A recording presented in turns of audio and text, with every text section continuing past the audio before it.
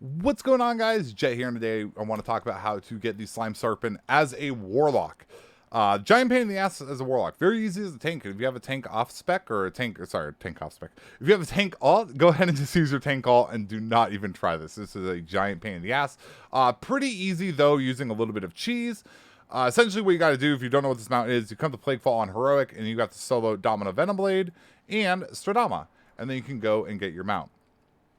First thing we're going to want to do is we're going to want to basically cut a route into this dungeon, so that way if we need to go run and grab drums or swap conduits or anything that we need to do, we could just always be able to run back to the bosses without much interruption. So the route's basically simple. I'm going to show this in case you guys don't know the skips or like you can't figure it out yourself. I mean, you basically kill everything in the dungeon if you wanted to. This big guy, giant pain in the ass, make sure you have CDs for that guy. We're skipping the Belcher. Again, you can kill all of these mobs. You can kill every mob in the whole dungeon. Hell, you can kill the other bosses if you want. I did not want to spend that much time doing so. I went through here. I killed the little wing dude. Oh my god, I thought something was following me. I killed the little winged bird thing. I basically just grabbed him and said, get your ass over here. We ran through. I did all of this as Demonology. I think it's probably better to do this part as Affliction, but if you don't want me swapping specs, you can easily do it as Demonology. I didn't mean to kill the big dude here, but on one of my runbacks, I fell off while I was dicking about, waiting for him, and pulled aggro. And yeah, and that's what happened to me. Right here, I only killed like the one tentacle here and just skipped everything else. Just gonna go ahead and run through here. For this guy, I basically just stood here and blasted and just like let my pets go to town on him.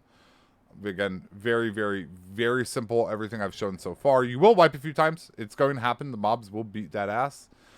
Here, we're just going to run right down the center. We're going to skip literally all of this. We're just going to make sure we stay tight on this thing right here. And boop. And now we just easily skipped. I pulled. So I was worried here that my pet would end up running and pulling, and like I just don't want to deal with it. So I killed the little serpent dude here. I just always jump over this side. I came through. You don't have to kill the pack of mobs here or the pack of mob here. I did. I just don't want to go through again. And I'm not even going to lie. I did not want to like accidentally pull something when I knew I was going to be tilted from the boss. Come into this room. Very important. Kill this whole room. You could leave one of the side packs and do the fight and maybe be fine. But if Domina casts the webs and the webs go near the mobs, they're going to pull. I found out the hard way, so you don't have to. Just go ahead and clear this entire room. The Brute Assassins are brutal. I wiped them more times than I would like to admit. It was sad. It was very, very sad. But then, boom. Now we have everything carved out. We can just keep coming and throwing ourselves on the boss until she's dead or we give up. So, what did I run to actually kill the boss? Here are the talents I used. Demon Skin. Don't be a dummy. Use Demon Skin. Big healing from Demon Skin. For soul binds, very important. We ran Pod Tender. So, your Felguard will keep the boss in combat as if it's you. And then your Pod Tender goes off and you come back to life. I don't believe this works with any of the other pets. It didn't seem to work with any of the pets on Affliction. Although I didn't use Pod Tender, I was using Soul Stones. But it's the same with Soul Stone with the Felguard. If your Felguard is still engaging the boss, it's like it's you. And you can use your Soul Stone freely to come back to life. I only ended up dying once, but I'm pretty sure you can just use both so long as your pet is alive. Very important, you have to have pets out and alive, keeping the boss engaged. Otherwise, when the boss will reset. So this is what I use. I didn't use Diabolic Bloodstone, and I did a lot of things wrong during this fight. Let's go ahead and show the video of the fight now, and then we'll talk about some things. I also used this trinket here. As you'll see, I had very unoptimized trinket usage. Let me go ahead and show something really quick. I do this, and I'm a very lazy player, I know, and people are going to yell at me for this, but just to pass on the information. So, if you want to set up your things like this, like use my trinket with Soul Rot, it doesn't work if you spell queue the Soul Rot.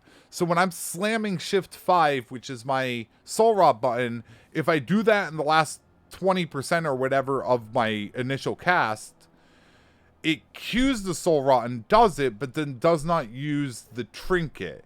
And it's something I'm very lazy with, and this is why you shouldn't macro your things together, because I did it on my Tyrant as well. So I lost a lot of damage here. And I also didn't Curse of Weakness to the boss, because the most amount of damage your pet is going to take, and a lot of the damage that you're going to take, is going to be melee damage. And Curse of Weakness is just going to cut out a lot of that damage. And so that's why I basically just brute force it at, you know, I'm 226.81, but, you know, I was at 224, or 225 essentially. I basically just brute forced this boss when I could have made it so much easier on myself. And knowing this information now that I have it done, and I actually was able to I logged it this time, looked at the logs available, this would have saved me so much time if I would have just did things the right way the first time. So don't be dumb. Use all your stuff in your toolkit, and it'll make this a lot easier. We'll go ahead and show some things right now. I use drums right at the start. So there's drums. I cast. So essentially here, I'm already spamming the button for Soul Rot to get it off as fast as possible. And this is what's called spell queuing. And the last little bit of time, you start queuing up the next thing. So now you notice I didn't use my trinket. My trinket's just sitting there not used, which means my Tyrant's health isn't going to update. So my Tyrant isn't going to do big damage. Oh, also here, I did get the Dogspocken opener. Not getting the Dogspocken opener might just be a wipe. I'm not sure. Your Tyrant may not be able to do enough damage without the second hand of Gul'dan. So basically, I didn't get Dogprocs. I didn't do the second hand of Gul'dan because I'm getting my ass beat. I'm about to get stunned. We're getting stunned very early. So you just put your thing in very early. I basically would just say it's RNG. Get your Dogsproc and then go. As you can see, right after my Tyrant is when I use my health pot or use my health trinket. So this trinket was essentially dead, and did absolutely nothing for me. And then as well, my Tyrant has my my potion and my Blood Fury. It might be a little hard to see. Don't be an idiot. Just click your buttons yourself. Oh man, it's a bad habit I'm trying to break, because it is pretty substantial. Like when you don't hit it, as well as you want to be spell queuing everything so you don't have downtime. Also, other big tip, always, and this is literally in every situation, the first bit of defense you use as a Warlock when you're taking a lot of damage is Mortal Coil. The reason why is you want Mortal Coil on cooldown as fast as possible, so it comes back up so you can get a second, third use out of it. So very important. Always just use your Mortal Coil first. That's why it's E. It's really, really easy for me to click. Boom, we're just blasting, we're blasting. There goes my first Mortal Coil. We're going to skip ahead. So right here, my pet dies. If I use Curse of Weakness, my pet probably doesn't die. But I'm also, this is the point where I'm starting to take a real lot of damage. Boss is on me now. And so, boop, pet out. And then I know I'm going to die. Boop, I use my pot just to help keep myself alive. And boom, now we're in Pod Tender. And now that we're in Pod Tender, you can just see the boss is just whacking on my pets. Just whacking on them. That one despawned. Right, and he's back on the Felguard, and then boom, we are back in casting. We go through. My pet ends up dying a second time when the boss is at 2-3%. And again, if I would have just cursed the boss one time, it's 1 GCD. It's literally 1 GCD. This doesn't happen, and then it's not a photo finish. And this is literally a photo finish. The boss is dead, and then I'm dead. So, as you can see, if I would have died, I wouldn't be able to use my Soul Stone. I had no pets up. The boss isn't going to stay aggroed to anything. Again, I got really, really lucky and just ended up brute forcing this essentially. Which definitely leads me to believe you could do this at a much lower item level. Let's go ahead and look at the logs of what I'm talking about.